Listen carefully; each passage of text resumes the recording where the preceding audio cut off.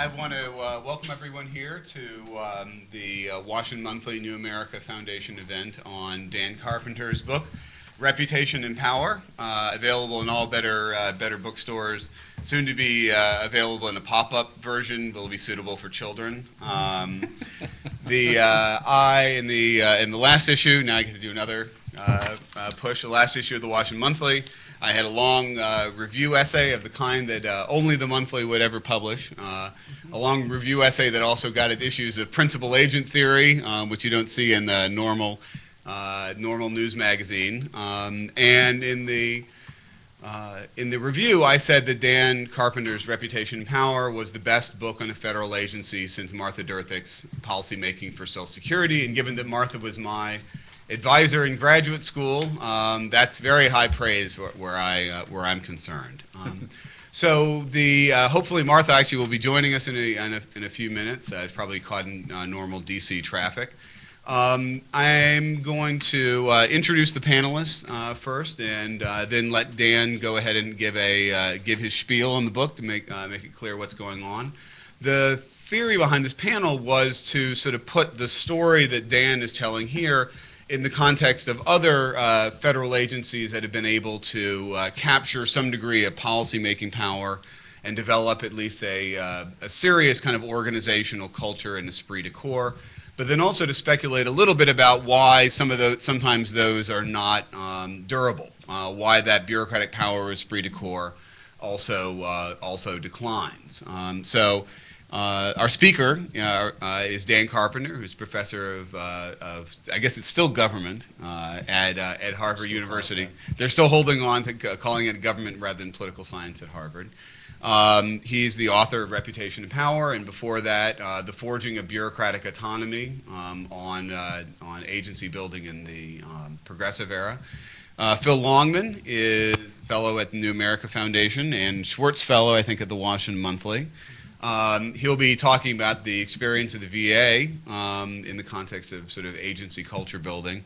And then Martha Durthick, when she comes, is famously the author of Policymaking for Social Security, and then a sort of a follow-up on the decline, or at least the shaking of the organizational culture of the Social Security Administration, her book, Agency Under Stress.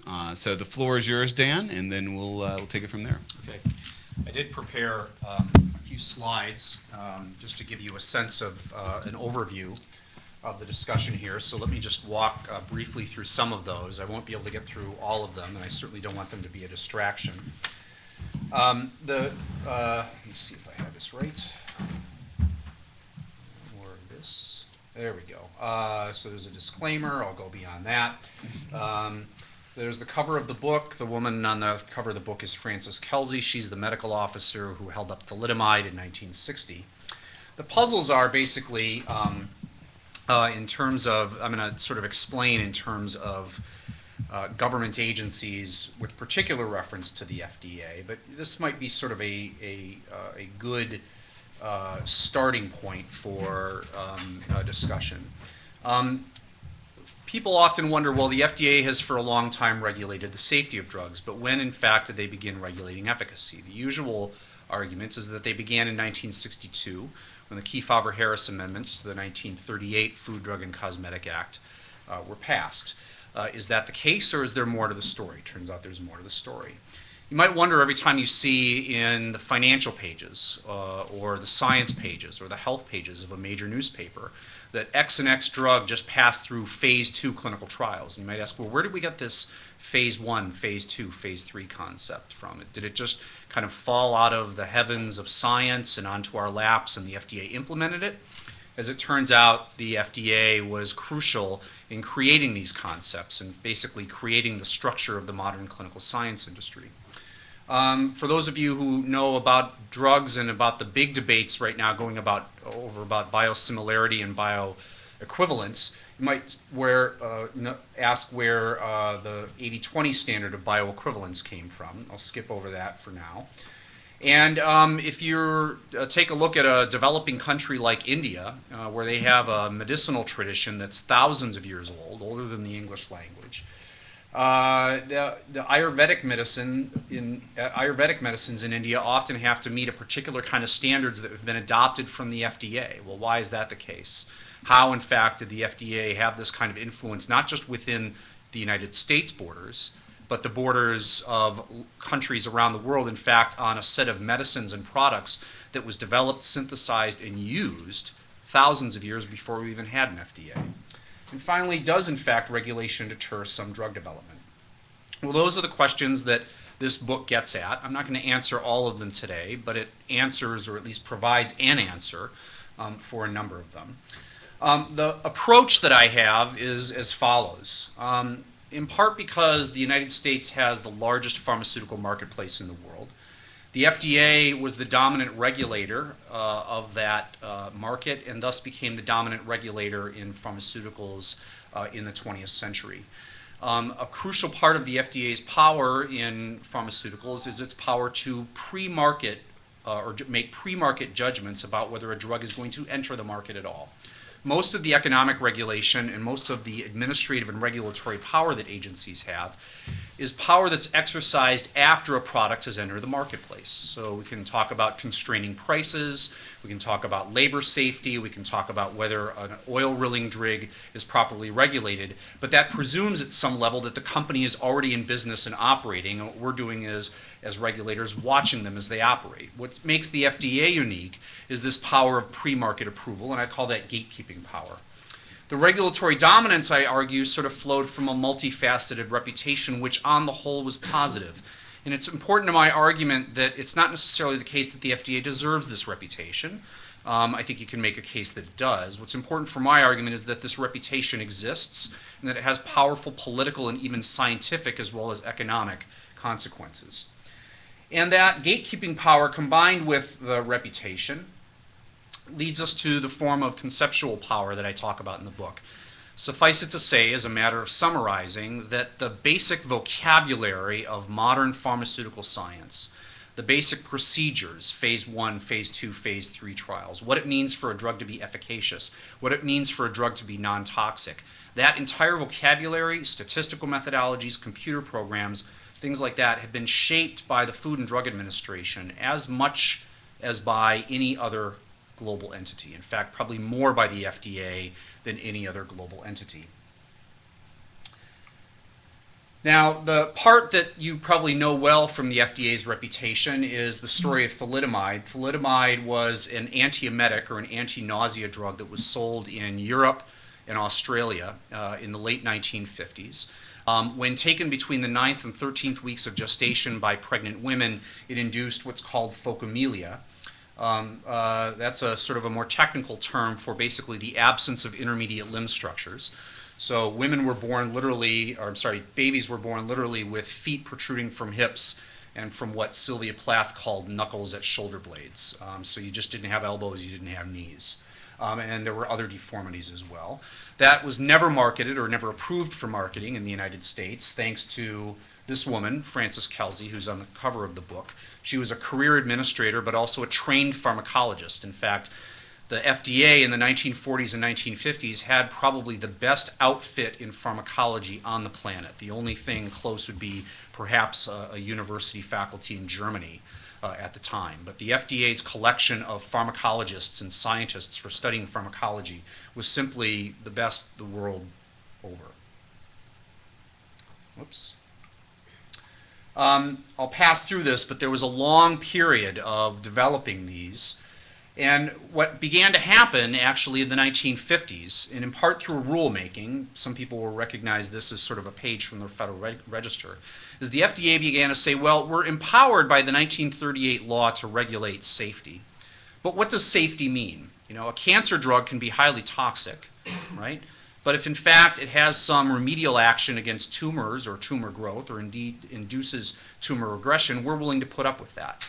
At the same time, an anti-nausea drug or a common antibiotic, if it induces a high degree of liver toxicity, we're not willing to put up with that. So safety always has to be in the context of safety in use and efficacy. All right? So the problems they argued of safety and efficacy aren't clearly separable. And so even though the agency was at least statutorily restricted to safety or safety as used, the FDA began to very slowly move toward regulation of efficacy. And I sort of, in the book, focus on this one aspect of the FDA, and this is from 1956, 6 years before the thalidomide episode, 6 years before the law was changed to reflect efficacy regulation. What you see is the FDA saying, look, we're going to refuse new drug applications. We're not even going to look at them, much less look at them and say no. All right? We're not going to look at them first unless you give us all of your data, including therapeutic results observed from your patients, which is that we don't want to just know whether they're dying or having liver toxicity. We want to know, on an individual case-by-case basis, are your patients being treated by this drug, right? And a whole bunch of things were happening as late as May 1961. Again, this is before thalidomide hits the news. This is before the global thalidomide crisis. There's a discussion. This guy, Senator Estes Kefauver from Tennessee, proposes that the FDA should regulate efficacy. And the funny thing is, there's a huge debate at these congressional hearings in 1961. But the fact is that everybody already recognizes that for a broad class of drugs, the FDA is already regulating efficacy, even though it doesn't have the statutory mandate to do so. Does it have a statutory ability? That's the question. One of the things I get into the book at more length in is this a violation of sort of, the statute? And I actually argue that probably it was not. They were interpreting safety in a way that was upheld by the courts and things like that. But here's an example. So Kefauver says, well, if you want a drug to be efficacious before it's placed on the market, why not make it a condition as of placing it on the market? I don't understand why you, and he's talking here to the president of the AMA, are opposed. Well, the AMA president says, well, we don't really need a new law to do that. It seems to me it's a condition under existing practice that it has to be efficacious before it's placed on the market. And then Kefauver says, well, if that's the law, what the law says, and we already have that system anyway, then why do you not just object to us codifying existing practice, right? Another one. Kefauver says, well, it's been our understanding, actually, that the FDA has been, very satisfactory in regulating efficacy. And one of the respondents says, yes, in fact, they have done a good job in regulating efficacy. And then a Republican opponent of the efficacy provision and says, well, wait a minute, if that's true, then why do we need another law? People were pointing to the same fact that the FDA was already regulating efficacy, and they were using that in their arguments for and against an efficacy law. One of the other things I noted is I got some data, did a lot of archival work and grabbed data on FDA approval times for new drugs. There's been a huge debate over this in recent years. The usual argument is, wow, once the thalidomide crisis happened, that the FDA all of a sudden got really conservative and drug approval times ballooned. It just took a long time for a drug to get the FDA's final checkoff. In fact, as this shows you basically different distribution times, and probably the one to pay attention to here is the median time. Well before 1962, there's a huge upswing in the FDA's approval times. And I've controlled for a number of factors, and it does appear that it's actually the FDA being more deliberate with these drug applications and applying more stringent toxicity tests and statistical tests to the data. So the summary is actually, and if there's a sort of an historical point to take out of this book, it's that we didn't get efficacy regulation at the FDA simply because thalidomide happened. Efficacy regulation at the FDA was happening well before thalidomide happened. And it wasn't just thalidomide that gave the FDA a huge public reputation. At some level, that reputation was there beforehand, and it was there especially for scientific expertise beforehand. They had spent 20 or 30 years cultivating a top-level group of scientists at the U.S. Food and Drug Administration in the area of drug regulation. So too with the emergence of the three-phase clinical trial. This also came out of the FDA. It's not that it was a scientific concept, again, that dropped from the heavens or that was created in statistics. It was actually created by the FDA and then imposed upon the pharmaceutical industry. If you go anywhere in the world now and you test a new drug in India, Sri Lanka, China, Europe, Australia, Japan, Israel, you're going to have to go through those three phases, even if you don't submit the drug eventually to the FDA. So this conceptual architecture started in the United States and has now become literally ubiquitous worldwide. If you actually look at phased references to clinical studies in the Western medical literature, so you're looking in the German literature, the French literature, the English literature, you see basically no reference to this concept before the 1950s, before 1960, and then as the FDA starts to work with it, you see more and more medical journals starting to use that concept. Now, let me get to the FDA's reputation. I think it's problematic. The FDA enjoys at some level. It benefits from the generally warm reputation that it has as a protector of consumers, which it for the most part has had over the last half century.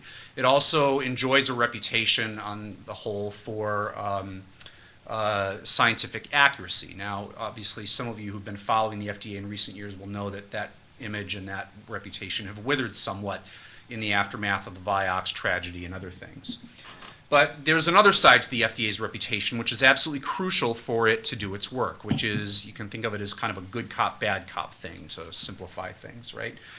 Any policeman, any market cop, right, policing a market, has to show a side of vigilance in order to induce obedience and compliance from the regulated. Right? That's as true again of a cop on a street corner as it is true of the market cop of the global pharmaceutical industry.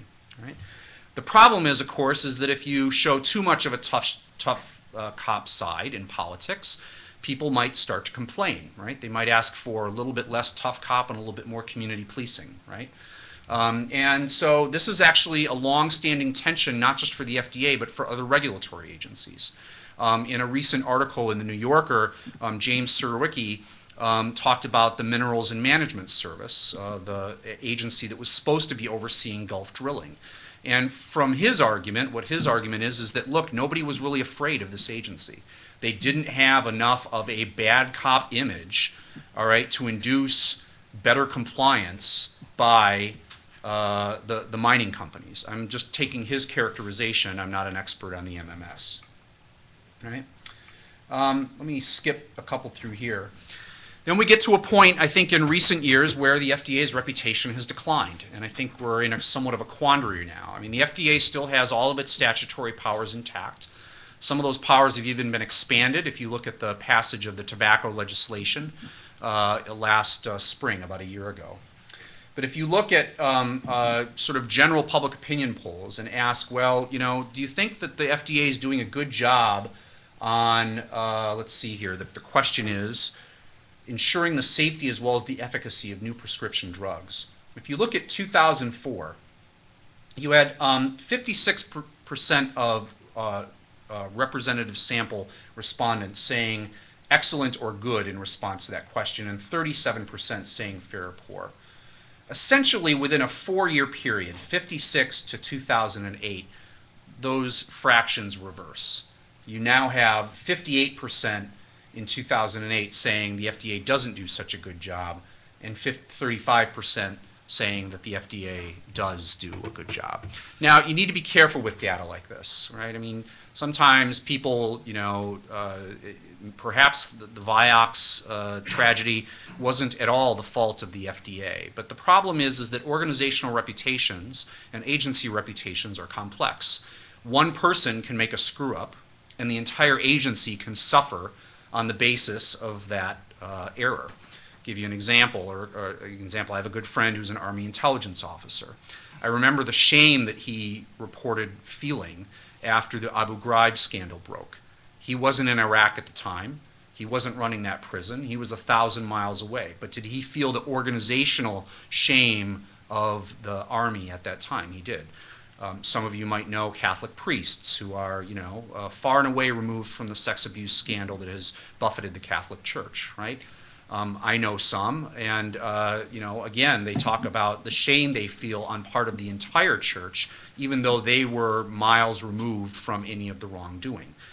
Organizational reputations, whether it's the reputation of a, you know, newspaper, a foundation, a think tank, a university, a government agency, a corporation, they can be damaged by the, you know, the malefaction, the bad, you know, doings of just one or two individuals. There's a spillover effect, in other words. And I think the FDA is now sort of facing one of its crucial reputational challenges. And here's the conundrum. One, there have been drug safety problems. Whether or not the FDA deserves to be blamed for those drug safety problems, it clearly has been at least partially blamed for those drug safety problems. The other thing, and if you talk to people at the FDA, I think they get this, is that there's a perception. Now, whether the perception is true or not is another question, but there's a perception that the FDA has become too close to the pharmaceutical industry.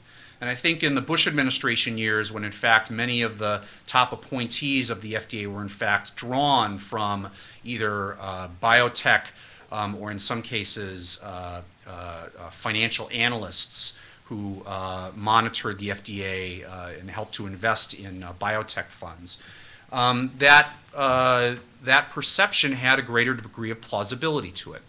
Was the FDA captured under the Bush administration? I can't provide a clear answer to that. Was it perceived to be captured under the Bush administration? I think the answer is yes, it was perceived to be captured. And I think the problem in regulation is that if you're perceived to be captured, you end up losing power on two fronts. You lose the tough cop power because the regulated firms that good public policy depends upon the compliance of those regulated firms. They're not as scared of you anymore because they see you as potentially capturable. They see you as compromised. They see you as less legitimate. And from the public side may in fact sort of pull away from the sort of very markets or spheres that you're regulating as an agency. Why? Because they see the entire market, the entire industry as less legitimate, less trustworthy, less robust. A very interesting article was published in the New York Times, I think it was by Alex Berenson, and I'll leave on this point, in the aftermath of the Vioxx scandal. And it had the title, "Big Drug Makers See Sales Decline with Their Image." Right?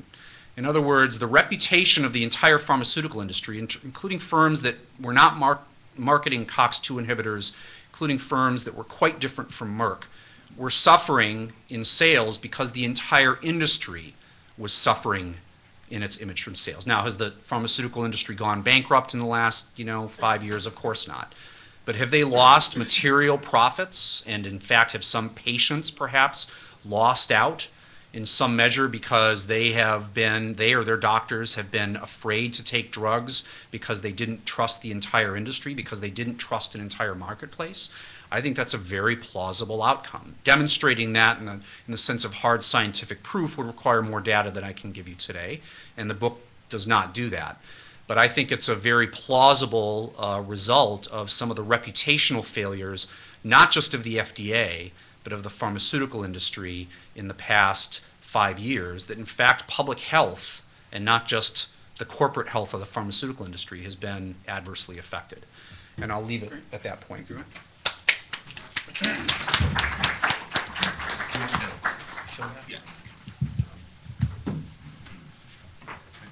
You next. Oh, you're going to get it up here. Okay. Great. All right.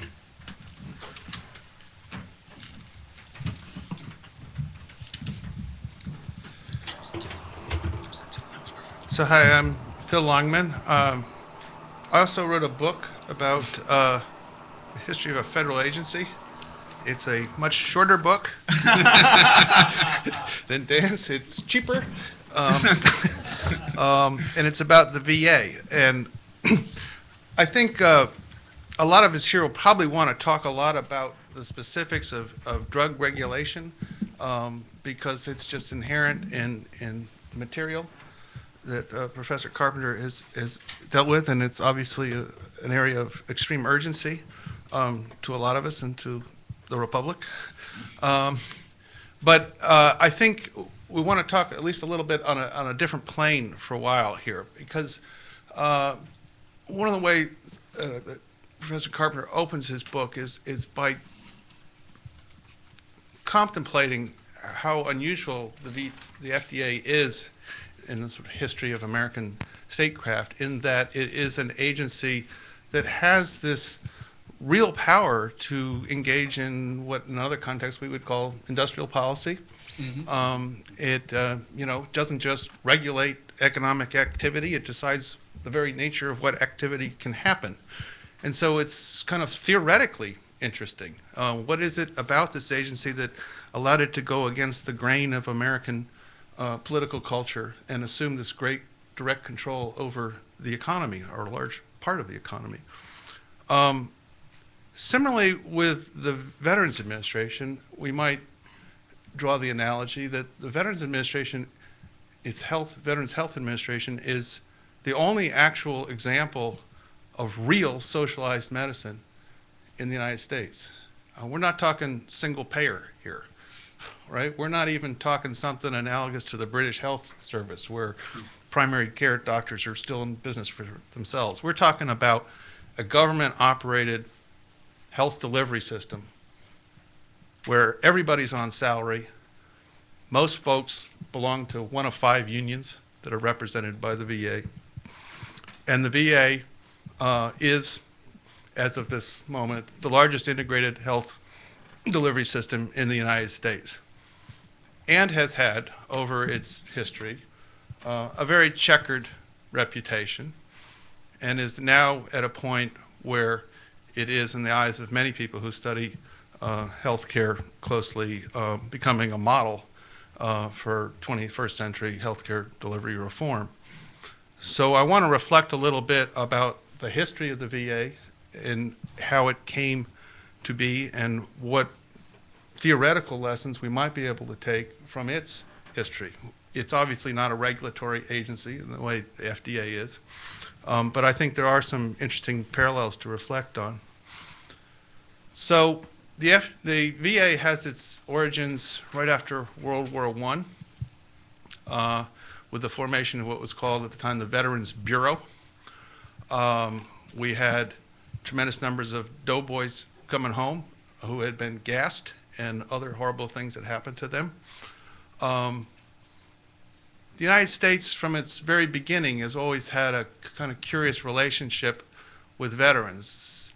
There are some scholars like Fda Captured who will tell you that really the origins of the American welfare state start with Revolutionary era pensions. For some reason, Americans have always felt a little more comfortable, at least our previous generations did, in extending social welfare benefits to people who had worked or served in the military as opposed to ordinary folks. So George Washington at Valley Forge, out of money, creates the first unfunded liability in American history by promising the soldiers there that they would get pensions. And that is, in some telling, the origins of the American welfare state. Coming into World War II, or World War I, we still have a kind of tortured relationship of how do we think about veterans. In that particular time and generation, people were quite scared of veterans, very much unlike after World War II. The doughboys came home to a very different America than the World War II guys came home to. They came home to America that had passed prohibition, with them largely in mind. One that wasn't quite sure what its obligations to these folks who had served over there were, but had advanced beyond, say, the Civil War era, and saying, well, it's not just pensions and it's not just combat wounds we're going to take care of. We're going to have some responsibility for their health care. Things that are service related, we're not going to go anywhere near, your normal complications of life, but we, as a society, understand we owe you something. So they created the Veterans Bureau. Warren G. Harding, famous for saying, I can deal with my enemies, it's my friends I can't abide by. The context of that remark is his friend, Colonel Charles Forbes, who he appointed to run this Veterans Bureau. Charles Forbes was apparently quite a bon vivant, a gallant, a ladies' man. It was said Mrs. Harding was particularly fond of him.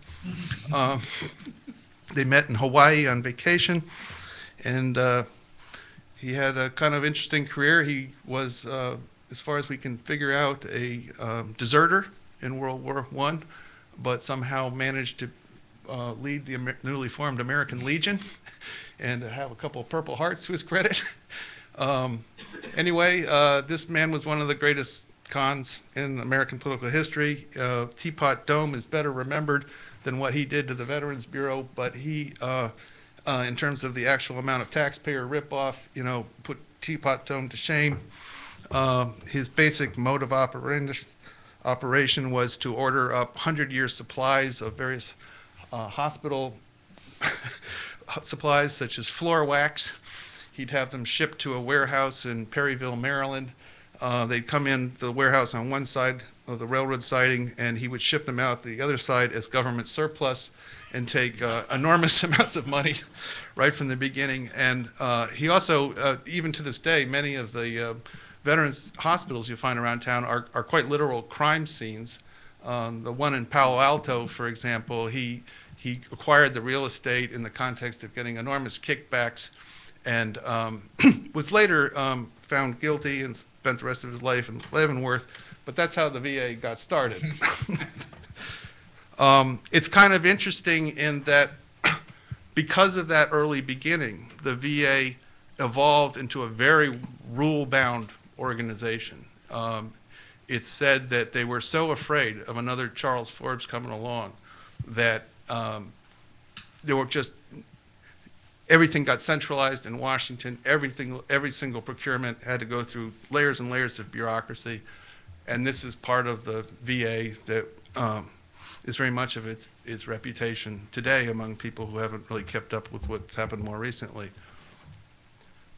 The VA also had a very central role in the actual development of modern scientific medicine. That starts right after World War II, when the storied Soldiers General Omar Bradley was briefly appointed to take hold of the VA, and he forged a relationship between the VA and the nation's medical schools.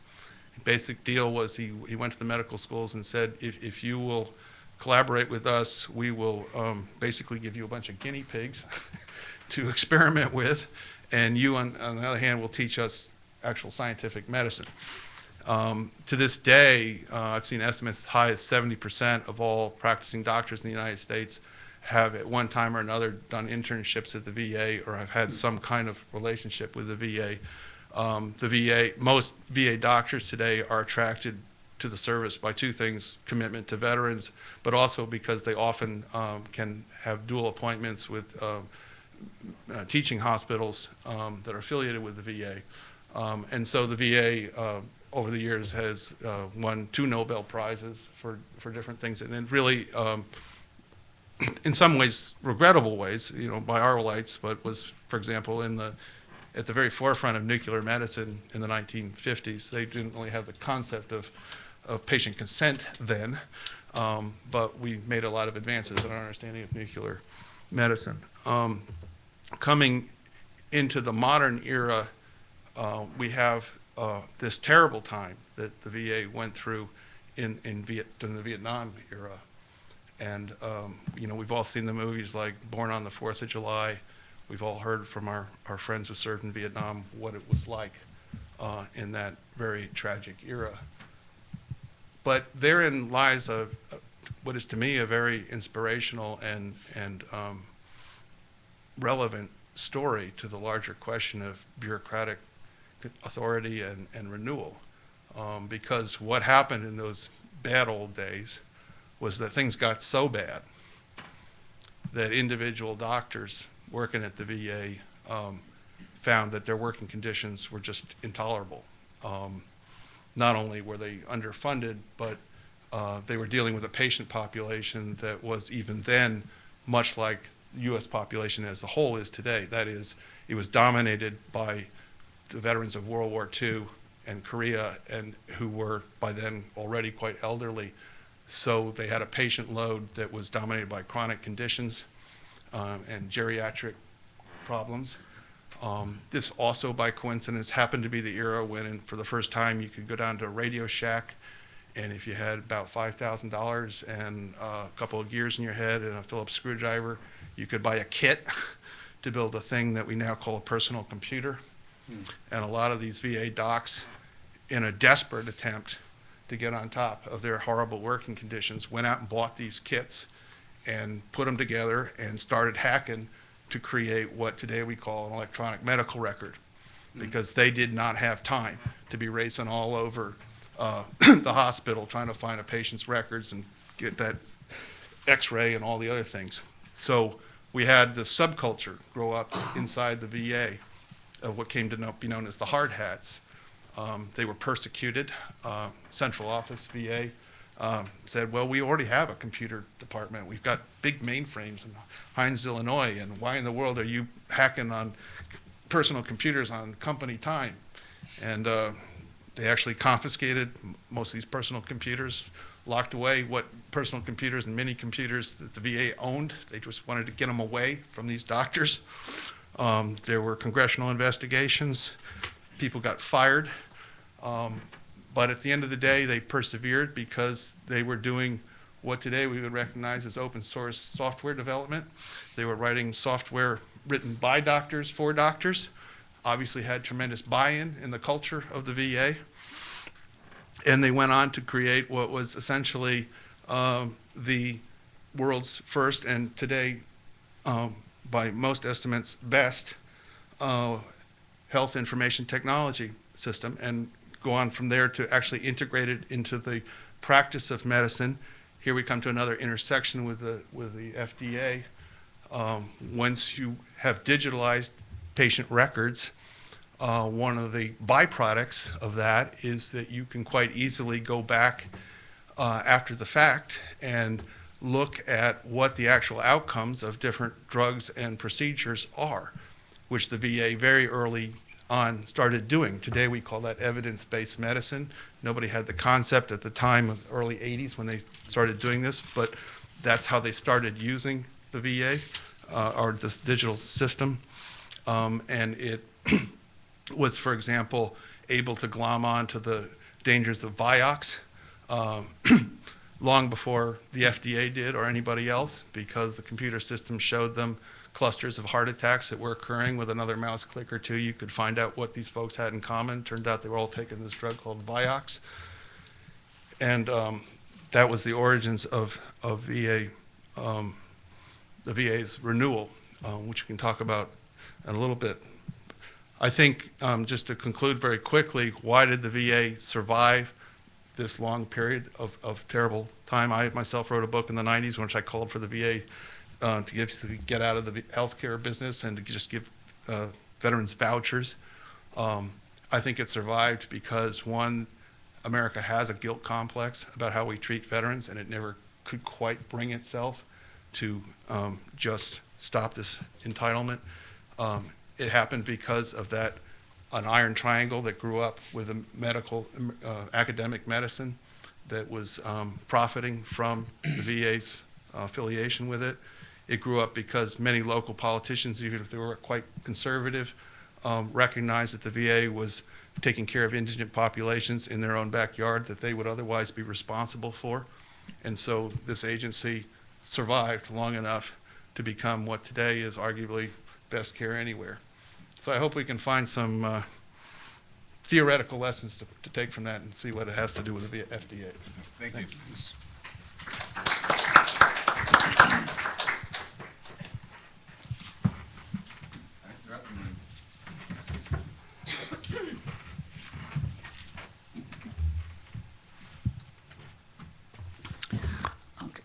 I'm Martha Durthick. I'm sorry for being late. I stayed last night in Northern Virginia and approached the district today via the 14th Street Bridge, which was a mistake, I guess. It's minus one of its lanes. I think it's always difficult to negotiate, more so today than usual. I too have written a book. It's shorter than Dan's. Almost every book is shorter than Dan's. Mine is also a lot older than Dan's. The book I'll talk about was published in 1979. I'm here because I'm the chronicler of a reputed case of bureaucratic autonomy, which I took to be Steve's principal topic of inquiry today. This book, which is called Policy Making for Social Security,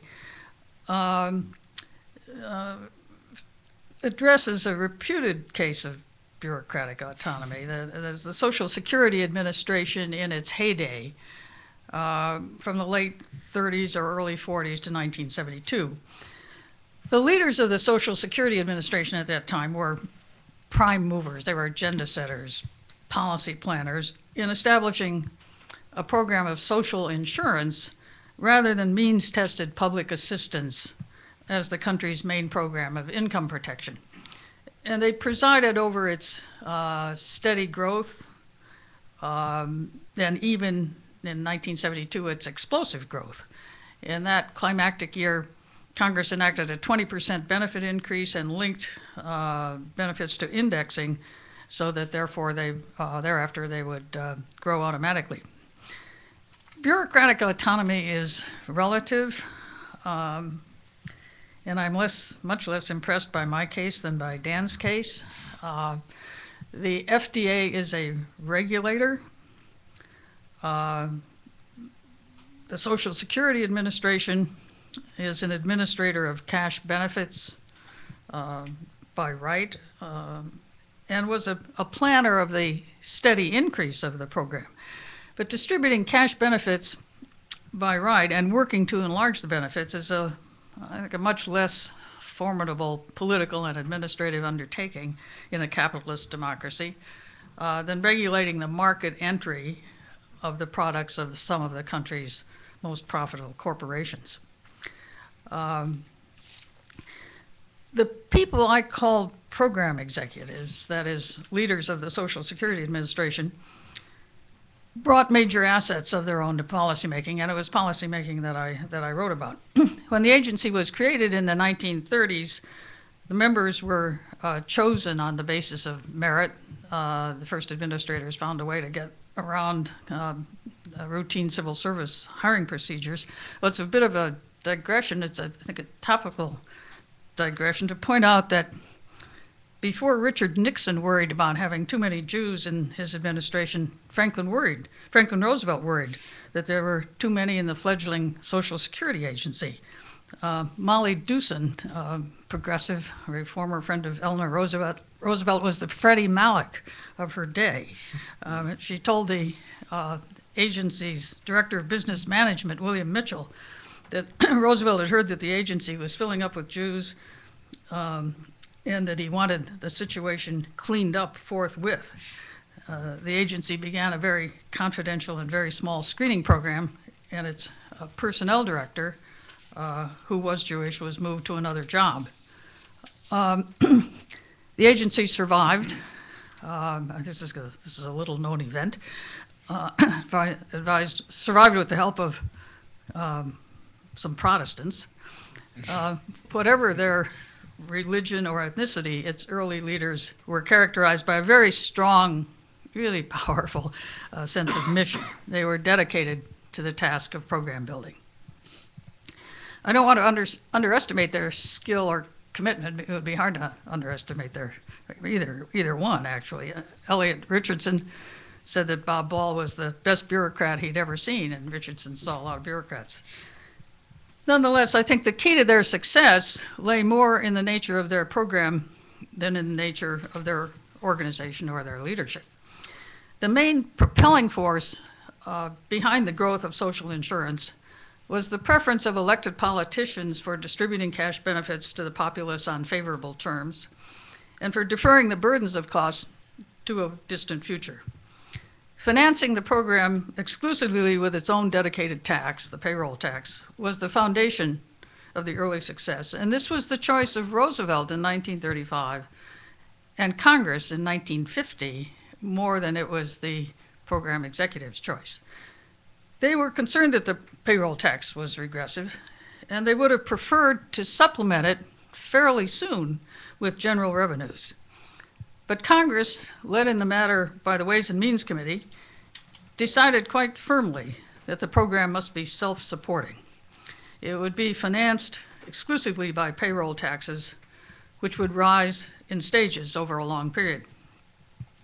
Initially, as we now know very well, there were many taxpayers to support relatively few beneficiaries. With a slight tax on many, Congress offered the promise of future benefits to all taxpayers and gave current benefits to several million of the aged in amounts far out of proportion to the Social Security taxes they had paid. At the same time, by proclaiming the policy of self-support, Congress renounced the very notion of debt. Rhetorically, it elevated fiscal responsibility to a first principle of the program, while in practice it incurred a huge, incalculable, and largely unacknowledged future debt. In this fateful policy choice, the program executives were less designers than enablers. They fashioned the rhetoric back in the 1930s while Congress was still trying to get a grip.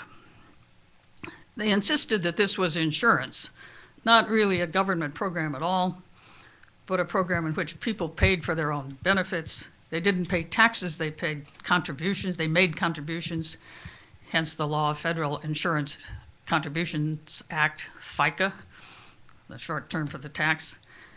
And upon having made these contributions, persons upon retirement would receive them by right. The public came to believe that, not realizing that this was essentially a pay-as-you-go program in which current taxpayers paid for current benefits. And the administrators devised and institutionalized a method of estimating costs that reinforced the appearance of fiscal responsibility. Congress constantly enlarged benefits, sometimes a little bit, and sometimes a lot. But it never acted without taking the projections of the Social Security Administration's actuary into account. The program was, the leaders were determined to appear, to function like a responsible insurance agency. They rested their decisions on actuarial estimates. And this was true even in 1972, which was a somewhat complicated and in some respects deviant year. Again, they didn't act,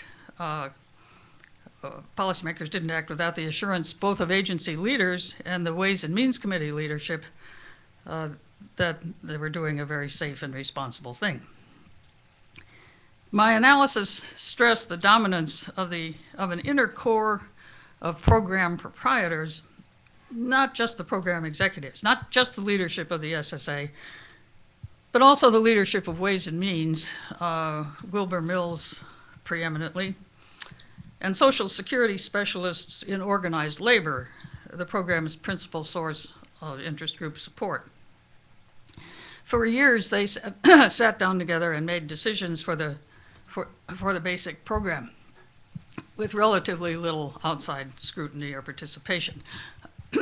Excuse me, I'll leave aside, at least for the moment, the big expansions of disability coverage and Medicare, which were harder and much more open to broad participation. There was much more mobilization for these big changes. Eventually, there was bound to be a reckoning. The full costs of a mature program would, in due course, become apparent. And also the limited ability of Social Security actuaries or anyone else to anticipate fertility rates or the performance of the economy would be revealed. This reckoning began to become apparent in the 1970s when the program suddenly and unexpectedly ran a deficit. It underwent successive fiscal crises that required congressional rescues in 1977 and 1983. I'm not a political theorist. I'm a journalist who stumbled into academic life. Until Steve, to whom I owe this invitation to be here, and Dan nudged me into it, I hadn't stopped to inquire what Alexander Hamilton would have thought of Bob Ball and Wilbur Cohen and the organization they led. Now that I'm hard pressed, it seems to me that the main question for democratic theory in this history lies in not so much in the relations between a appointed civil servants and elected officials, not so much in separations of power, whether whether the bureaucrats are exercising unwarranted power. The question is, there are different, almost larger one, of the degree to which one political generation should be able to bind its successors. Beginning with Roosevelt himself, that's what the founders of the Social Security program intended to do. They set out quite consciously to bind their successors. There's a famous quote from Roosevelt. Somebody, I think it was a student of public administration, Luther Gulick, who was visiting him, asked whether it was a good idea to use payroll taxes because they were regressive. And Roosevelt replied, those taxes are not a matter of economics, they're a matter of politics. It's politics through and through. They're in there so that no damn politician can ever destroy my Social Security program. And the intention was to create an ironclad commitment well into the future. It was an effort initially embraced by Roosevelt, but then elaborated and warmly embraced by Congress. The contribution of the Social Security Administration leaders to this was in large part to provide the conceptual language that was embraced, was adopted by the public, by government officials, by policymakers, by political executives when they arrived. The way in which people learned to talk about and think about Social Security was very heavily influenced, quite consciously influenced by them.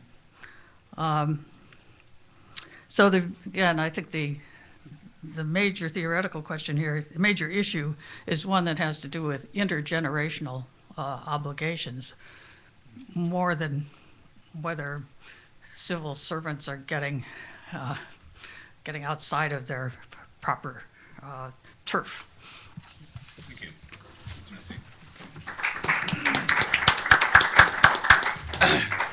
I just actually want to say a few things to sort of pull some of these things together and also extend some of these questions to other cases. The first thing that strikes me when you think about this question that we've been getting at is that while Americans as a whole often have a somewhat skeptical attitude toward government, they associate bureaucracy with inefficiency, with incompetence, with mindless rule following. Americans also make exceptions, right? I think that one way to very roughly distinguish America from some of the countries that we compare ourselves to is while in other countries there's often a generalized assumption of governmental competence, right, that sometimes gets violated, but there's more of a sort of built-in assumption that cuts across the government as a whole. In the United States, over time, we've built in these exceptions, right? Certain agencies, while Americans still believe that government as a whole or bureaucracy is in such and such a way, they think about other parts of the government as exceptions to those rules. And so, in a way, one way to think about what holds together all these cases is why, at least in certain periods of time, Americans have come to think and have had reason to think of some of these pockets of the government as exceptions to that general rule. Let me just throw out a few things that you see in some of the discussions and more broadly. One is marketing, right? I mean, one of the reasons why you might think that that other parts of American society, universities, some businesses are more popular is they actually spend an enormous amount of resources and time marketing themselves, right? I mean, Harvard, just to pick something at completely random, right, is a ginormous marketing machine for itself, right, for spreading an image of itself, of what it represents, you know, because almost all of its actual reputational capital is wrapped up in the fact that people think that Harvard is a really fancy, wonderful place that will make them rich and give them esteem in the eyes of others, right?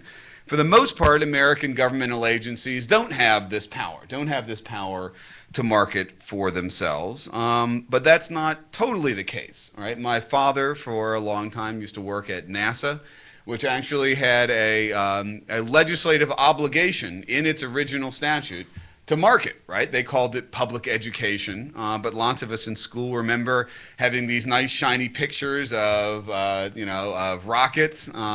Those were all part of and also, every launch was really a marketing device for the agency and projected out the image of the agency that it wanted, and that then got reflected back in public attitudes about the agency itself. We can think about great sort of, organizational entrepreneurs who did the same thing, right? The FBI is a classic case of marketing, right? All the way back, you can think whatever you want about J. Edgar Hoover, but J. Edgar Hoover was one of the great marketers of all time, right? There's creating the image of the G-man, right? The G-man was in part, right, the person who dressed in a particular way, who dealt with citizens in a particular way, right? People may have feared the FBI, but they knew what the FBI looked like. The FBI, had the equivalent of a uniform that projected an image of what the agency did. And this was not an accident. This was carefully and consciously crafted, just like in NASA. No, I don't think anyone actually told my dad to wear those short sleeve shirts with the pocket protector, but they did, and people thought of NASA as reflecting an engineering culture and had esteem in some ways as a result of that, right? The military is another classic example of things that people often don't, they don't even talk about the military often as bureaucracy, even though there's no more bureaucratic entity than the military, partially because the military has so effectively projected an image of itself as an exception to what people generally think of as government. So part of the question is, why does that happen? Why does an agency, why can, the Social Security Administration, who I think also was very effectively able to project an image of itself as competent. Now, partially they were able to take advantage of the fact that for a long time they had an incredibly easy thing to do, right, as governmental tasks go. And one thing Martha didn't mention that I think is worth noting is that the really great damage to the Social Security Administration's reputation came, as she discussed in her book Agency Under Stress, when it got a task that was much more difficult and much less susceptible to routinization when they were given disability. And I think that points to a point, right? One thing, agencies often develop powerful reputations that give them some control of their own internal operations when they have control over their own agenda and they have control over what they're doing, right? The FDA for a long time has tried to strenuously keep out of anything having to do with pricing, in part because the FDA is aware that that would suck them into a whole bunch of political business that they have no interest in getting into, that would actually create enormous conflict in their underlying organizational mission, right? The Social Security Administration was not enthusiastic about being given disability, if I remember. Originally, the FBI tried to stay as far away from investigating the mafia and drug dealing, in part because FBI agents don't go undercover. The whole point of an FBI agent was that they wore the suit and the tie and the short hair, and you weren't exactly going to do drug busts or get into the mafia, asking just the facts, ma'am. So in essence, one thing bureaucratic reputation is enough insulation from political actors, elected officials, to shape agency culture, right? They actually shape an organization that is capable of projecting itself out to others and also projecting itself back on itself, and to control what the agency's doing, to keep things off of its agenda that they know will create complications, right? In some ways, one of the phenomena we're seeing here is that agenda control is an enormous part of what constitutes bureaucratic power, right? Both bringing things into the agency that the agency wants, but also, just as important, keeping things out of the agency that the agency doesn't want. And a weak agency is going to be constantly loaded up with things it has no interest in, that complicate its organizational mission, that create contradictions in its organizational culture. A strong agency, and this is one way I think that the term autonomy really makes sense, is the ability to basically maneuver that thing of what's put in and what's put out. The other thing, of course, is that in many cases, successful agencies are able to project not just their own image, but the image, in some cases, of their opponents, right?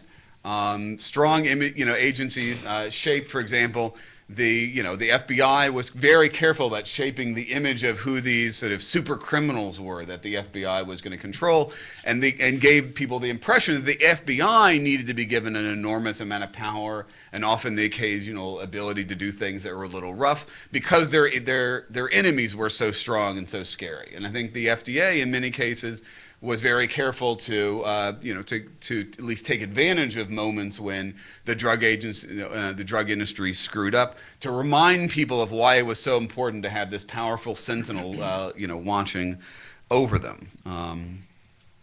Okay.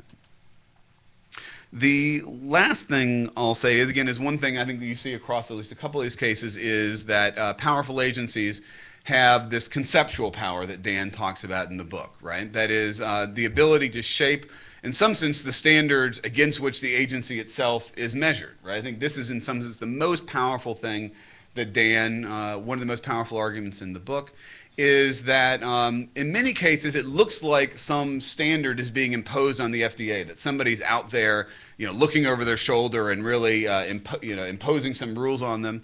But when you scratch under the surface, it turns out those rules are rules of the FDA's own concoction, right? That is, the FDA has been able to set a certain language that then determines how others oversee them. So in some sense, they're being overseen by their own standards. That's one way, I think, to make a distinction between a powerful agency and a weak agency. It's not that Congress or the president aren't going to be overseeing them or looking over their shoulder, but when they're looking over their shoulder, are they using standards that are alien to the agency's own rules or understanding, or are they intrinsic? And then the final thing I'll say is one point about leadership, because often when people try and come up with a theory about why does a particular organizational culture or bureaucracy get powerful, they point to an individual, right? And that's true in some cases, right? If you wanted to give an account of why the Air Force became, for a while, a pretty powerful, new agency, it would be almost impossible not to say something about Curtis LeMay, right? Who eventually, went nuts, but for a while was quite impressive at sort of projecting out to the public an image of the Air Force as these, as this, quite, scientific, forward-looking, modern, ultra sort of modern agency. I think there are obviously other cases. Certainly Hoover, James Webb at NASA, I think, was sort of a master of this. But in many cases, it's not so much a particular leader, even though that's where we get attracted to, as it is a organizational cadre. And I think both the Social Security Administration and the FDA, it wasn't any really particular individual, as there was a class of people often who cut across the agency, not just the agency itself, but its larger network, who were the reason that the agency was able to develop the power it did and was able to get the authority over, in some cases, its principles. And one thing we might want to think about is not just thinking about a leader, a particular leader, but think about a leadership class that explains why an agency is able to develop a sense of mission and organizational culture. Right. Dan, do you want to say a few things before we go to the audience? I can say a couple things. Let me just remark about each of what Phil, Martha, and Steve have said. The first is I think it is undeniable at some level that the FDA engages in a form of industrial policy. To make that clearer, one of the things that I've been talking about lately is that the case of the FDA forces us, I think, to rethink regulation at some level. We often think of, well, regulation as an intrusion on a previously pristine or untouched marketplace. In fact, I think the better, certainly more scientifically and historically accurate way to look at regulation is that it actually constitutes the marketplace. In other words, regulations don't just intrude upon markets, they make markets, right? That's true in something like, disclosure laws, price disclosure laws, fair trade laws, things like that. And in the conceptual power and gatekeeping power that the FDA has exercised, the modern pharmaceutical marketplace has been shaped deeply. And so the idea of sort of, well, let's get the FDA out of the market. Well, the FDA at some level created the terms, the structures, the vocabulary, the methods of that market. Now, I think the VA actually is, as I've been talking about this book, people have been asking, so, how does an agency get a stronger reputation, right? How does an agency, we have plenty of, cases, or at least narratives, or maybe they're just the ones that are more memorable, of agencies that kind of, start high and then fall, right? Or start low and fall further. But how do you get, are there any stories? Are there stories that have portable lessons of agencies that had troubles and then got much better? Well, I can tell you a story that's 120 years old about the U.S. Department of Agriculture, but I won't. I think the story of the VA actually may be one of these stories that is a lesson for, not just for healthcare, because it is becoming a model for healthcare, but a model perhaps for other agencies. And I think, the key part of this is that, policy administration is inescapably political, and I think you heard that in Martha's discussion, you heard that in all the discussions here. One of the things that I've been really fascinated with the VA is that it, of course, has, a Washington-based agency, bureaucracy, a presence here, but it also has this presence in academic medical centers around the country.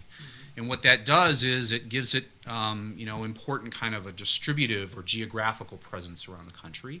And it also gives it an important audience and a set of sort of collaborators in academic medicine. And I think, this is just a hypothesis, you know more about the VA than I do. But my guess would be is that those kinds of ties, those sort of lateral network ties upon an agency to those important geographic and scientific constituencies are absolutely crucial, not just in getting the agency's reputation and its legitimacy up, but actually in making a new model for healthcare, making these kinds of improvements that they want to do. But you can falsify that if you like. Martha, I think, had a couple of really interesting discussions, and there's a lot there, but let me just say two things. I think this idea of sort of dedication to program building is a really interesting one. People can be dedicated to an agency's mission or things like that, but the idea of sort of saying, okay, look, whether or not we choose to, we're in the business of making policy. We're in the business of making new rules, again, making a market, constituting a new market and things like that, and really embracing that mission is, I think, a critical part of what may link somebody like Robert Ball to some of the people in my book. The other, just as a side note, the other thing is that, I just as a hypothesis, I wonder what the role of the actuarial expertise that the SSA had in the mid-20th century played in its ability to sort of contribute to a lot of these debates. I don't think, by the way, and this book is not entitled Bureaucratic Autonomy, and I think in large measure because Congress played a very important role, as did the federal courts, in building the contemporary power of the FDA. They often deferred to the agency. They often sought to give the agency more power. They often criticized the agency. But I don't want to say, as I've argued of other agencies, that they were actually able to get their way with Congress. Sometimes that's true with the FDA. But often the U.S. Congress has been both the agency's most severe critic and its most able champion. And that suggests not that the FDA was dominated by Congress, but it also suggests that the FDA was not fully autonomous or sort of free to do anything it wants. I think the point that you talk at the end about the degree to which one generation can bind its successors is a worrisome one, I think, for the future of that program and many other programs, and you can go on both sides of the government finance ledger and ask those kinds of questions. I mean, are our revenues or our commitments in spending perhaps too generous or unsustainable? that may well be plausible. Are our revenues too low because we promised people certain low tax rates at high income brackets for a long time?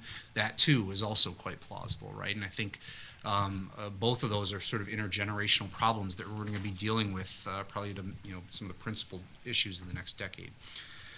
And then I'll just say I agree with everything Steve said. And, the idea of I mean, I think one of the things that you talked about that I think is really interesting is, how do agencies in the modern age, Twitter, Facebook, movies, DVDs, the Web 2.0, the Web 1.0, how do they sort of make their presence known? Even if the FDA's reputation has fallen, its familiarity with Americans is at its all-time highs. It's been at 95 or 90%, and people can actually recognize what the FDA does as opposed to, say, the NIH or a number of other agencies. And so part of it's getting your name out there just because you want, whether people's view of you is good, bad, or indifferent, and often it's just indifferent or uninformed, you want people to know what you're doing and who you are, in part because that might make your job easier. And I think that's going to be a big challenge for a lot of federal agencies in the coming years, not least because we're probably entering a period of not excessive budgetary retrenchment, but I think there's going to be some cutbacks, and cutbacks probably more to the sort of discretionary programs that would support that. At the same time, we have pretty cheap technologies now that people can use to harness the power of information and networks. I suspect agencies around the country and around the world are going to be looking around town, are going to be looking at the possible powers of crowdsourcing and other things like that as abilities to sort of get their message out. So I'll leave it at that. Great. All right. So we should take some questions from the crowd in the back in the white shirt, and then Tim Fernholz, and then the blue shirt. Yes, my name is Ned Hodgman. I'm from Understanding Government, and I want to thank you for a very interesting discussion, really one that opens up so many possible reasons for bureaucratic successes, which is something we don't get too much chance to talk about, that one could go on for a while. But I wanted to draw out one of the arguments that Professor Derthick was making regarding generational influence and novelty of an agency's mission. It seems to me that in many of the agencies that you've mentioned today, there seems to be a group of people of a certain generation who are driving the agency's agenda and shaping it and enforcing it over time. And the question is, are they able to pass that on to a new group of bureaucrats who will sort of carry the flag? And so the question is the FDA an exception in this context? Or was there a group of people that sort of had this charismatic mission that were bound together to advance it? Thank you. You've hit on a really important point there. So let me just first say what I can about the FDA, and then say that by no means is it an exception to that. You can talk about generations, or you can talk about cohorts of administrators and policymakers. And in my first book and in this book, I sort of spent a lot of time tracing cohorts, people who served in the agency together, networks that kind of traveled through the agency over time. And in the FDA, after the 1938 Act, which was the act that gave the FDA pre-market approval authority, there were a whole bunch of people who were hired at the agency who had to figure out, what does it mean to approve a new drug? What does it mean to review a new drug? What does it mean to declare something unsafe, not approvable? What does it mean to declare something approvable? They had to literally just launch a program like that for the first time. And in part, there was money there with the program. Some people would say not enough to launch that. But you had a cohort of people came in. Those people were, of course, the agency had already been around for 30 years. But the people who began to administer that law had a really important effect on, the administration and operation of that law 20, 30, 40 years down the road. So that initial cohort is. The FDA is expanding right now.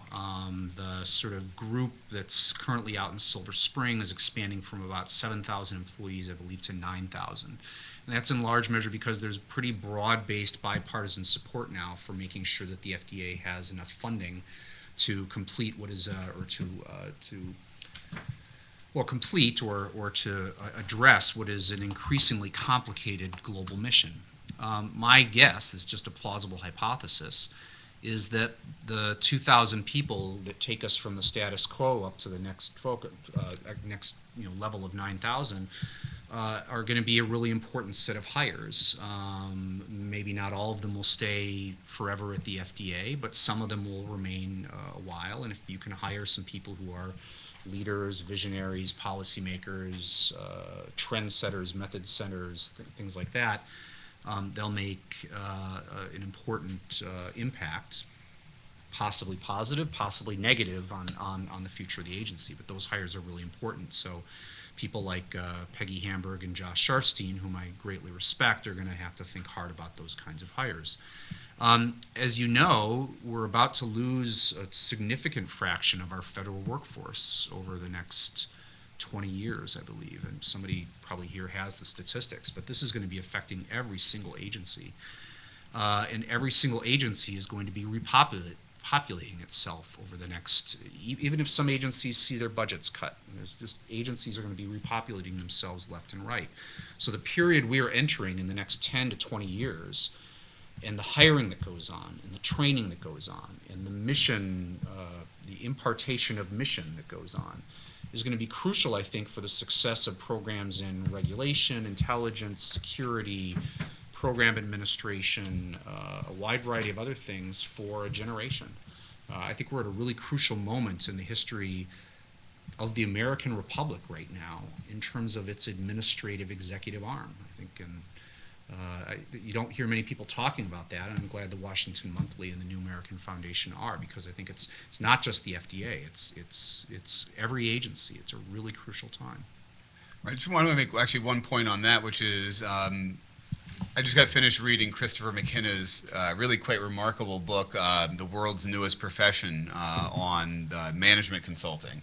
And one of the things that he notes, though, is that we've had this long experience of management consulting to government, and one of the things they almost always recommend is more hiring of management consultants, but also of more contracting, right? And one of the reasons what we have, to some degree, in many parts of government, a sort of hollowed out state where we have extensive contracting and consulting relationships is because of that conceptual capture, but that also may create challenges for actually creating an ongoing organizational culture, right? Because so much of the actual expertise is actually in a contracting rather than a kind of internal relationship. And that may be one of the difficulties in actually building up genuine esprit de corps organizational culture anymore, is we have agencies that are almost designed not to be able to do that, because so much of the expertise is actually external to the organization, and it's hard to actually socialize people into an idea of what the organization's mission is, or what are some sort of extensive and arduous enterprise that it's trying to to do over a long period of time. It's hard to do that when when you have this contracting as opposed to kind of internal organizational relationship. Tim Fernholz.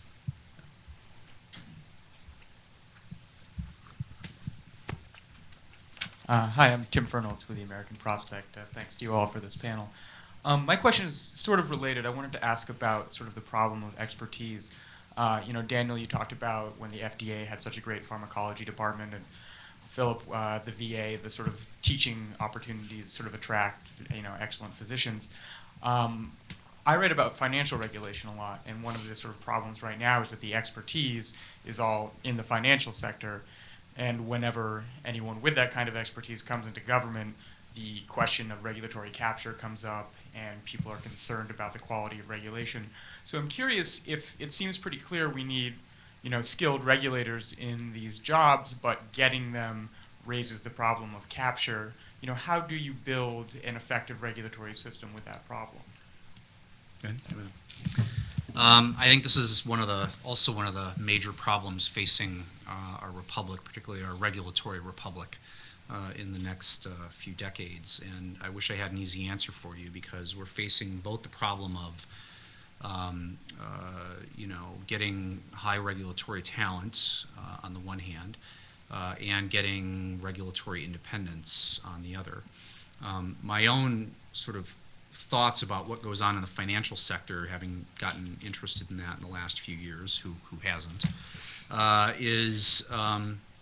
thoughts are that there's something to be said for the argument that, well, some of these people ought to be sort of, paid well, not as well, of course, as they would ever make in Wall Street, but if they're regulating Wall Street or Wall Street activities, or regulating derivatives markets where they have to interact with people who are making, many multiples of their salary, that they ought to be paid better. Interesting side note, I think, one of the things to keep in mind about the federal government is actually, I think that the salary rates are often higher for federal employees, but in part that reflects what is already a much more educated workforce and much more technocratic and specialized workforce. So if I can just put in an anti-plug here, what I think the head of the AEI, Arthur Brooks, was just writing, oh, look at how federal employees are making 50 to 70% above the national workforce. Well, once you control for education, actually they're making less, right? And so just compare the government lawyer to in food and drugs to the private lawyer in food and drugs. Just control for education, that differential not only goes away, it becomes a negative differential. And I'm not saying, again, that we should equalize the pay, but I think that might be part of it. I really think, too, and some of it is just, creating a status, which is not easy to do, but I think, everybody beginning to think about this is one thing. One possible example might come from insurance regulation. So insurance regulation is largely done by the states. And from what I understand, little if nothing about the current financial regulatory bill in committee is going to change that. Now, the states have this group of insurance commissioners called the NAIC, the National Association of Insurance Commissioners. And there's been some interesting work done by a guy named Dan Schwartz at University of Minnesota Law School, where he says, well, look, there actually is a lot of interstate competition among these regulators, and it's not just the kind of race to the bottom competition that you're accustomed to thinking about in terms of interstate regulation. There's actually a good degree of reputational competition among these regulators, where everybody wants to be known for having come up with the latest policy innovation. People want a reputation for vigilance. If they're deregulating or smoothing regulation, they would at least want to be known that they're doing it in an innovative way that preserves their authority and things like that. Now, I'm just taking his characterization as kind of fact. But that's a kind of model where actually you can have a certain degree of public sector competition, right? But it's oriented around the right kind of competition, I would argue. Not necessarily a race to the top, but one would hope a race to the better. And that's, so that's one possibility. But I don't think there's a simple answer to your question. And I think it's going to require, this is actually, why universities and think tanks need to be working hard at this kind of problem as well as our government, because I don't think there's a simple answer. Yeah, if I could just make a comment on how that applies in the context of healthcare. Healthcare is, of course, a profession where a lot of people are attracted to it because of some idealistic or professional calling. And we make a great mistake in bureaucratic world not to tap into that as much as possible. I agree. That's a good point. So, I mentioned the affiliation with teaching hospitals. That's a big part of it. But another big part of it is if you are a doctor practicing at the VA, you don't have to worry about all these pill dealers coming in and trying to influence you on what drugs to use. You don't have to worry about malpractice.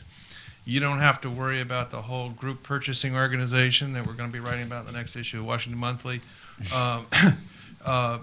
You know what you're supposed to do when you get up in the morning. You're supposed to go out and cure people and a specific population of people. And that is very attractive to a lot of folks.